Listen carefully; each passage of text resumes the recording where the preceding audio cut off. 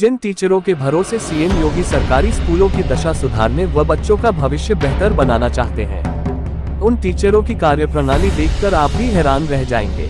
यूं तो सरकारी स्कूलों में टीचरों के रेगुलर न आने और न पढ़ाने का आरोप लगता रहा है, लेकिन सोनभद्र के एक स्कूल की घटना ने अब टीचरों पर बच्चों से काम लिए जाने का प्रमाण भी दे दिया है।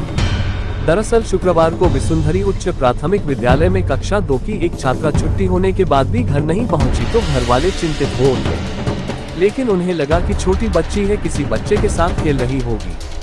इसी बीच खिड़की से एक छात्रा के रोने की आवाज सुनाई पड़ने लगी। आसपास रहने वाले लोगों ने जब विद्यालय के कमरे की तरफ देखा तो स्कूल की बेंच पर बैठकर एक मासूम रोती नजर आई और बाहर निकालने के लिए शोर मचा रही थी। शोर सुनकर मौके पर पूर्ण प्रधान सहित कई ग्रामीण इकट्ठा हो गए।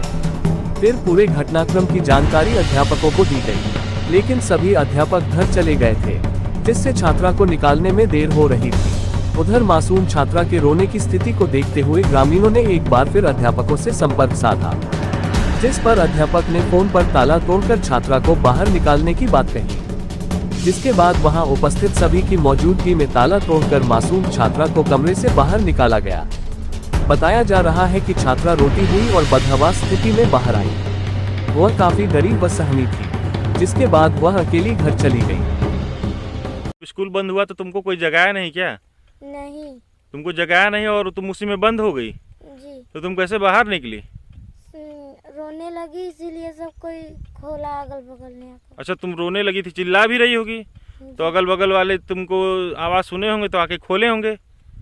अच्छा, तो जब ताला खोले हैं तब तुम अपने घर अकेले आई थी? मास्टर लोग भी वहाँ थे? नहीं। मास्टर लोग स्कूल के नहीं आए थे? नहीं। जब मैं यहाँ चौराहे पे आ गई थी तब मास्टर। मतलब तुम स्कूल से अपने घर अकेले आई थी? रास्ते मास्टर मिले, बोल रही है। तो दरवाजा वहाँ पे कौन बंद करता है बेटा स्कूल का?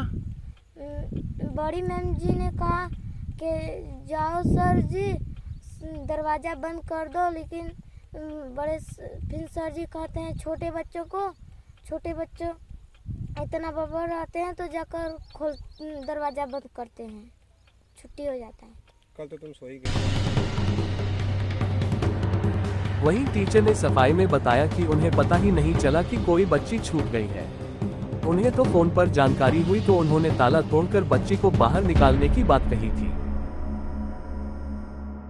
किसके द्वारा आपको जानकारी मिली कि यहाँ पे एक लड़की कमरे में बंद है, आप रो हमको रही तो है? 3 बंधु सर बताए थे।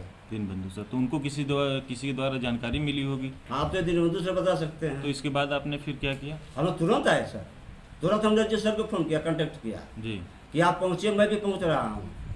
तो अजय सर की साइकिल पंचर हो गई जंगल में, FSR रहने वाले हैं।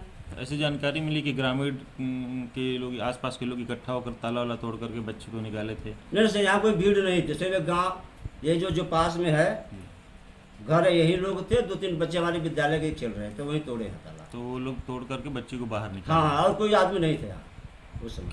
कितने बजे की ये घटना है? वो सर घटना ये जो है कि कम से कम 2:50 मिनट की होगी लगभग, 2:50 जब बच्चे निकाली गई है। बच्ची निकाली गई थी। हाँ 2:15 पे विद्यालय बंद कर दिया गया? हाँ सर, 2:15 पे हम लोग चले गए थे।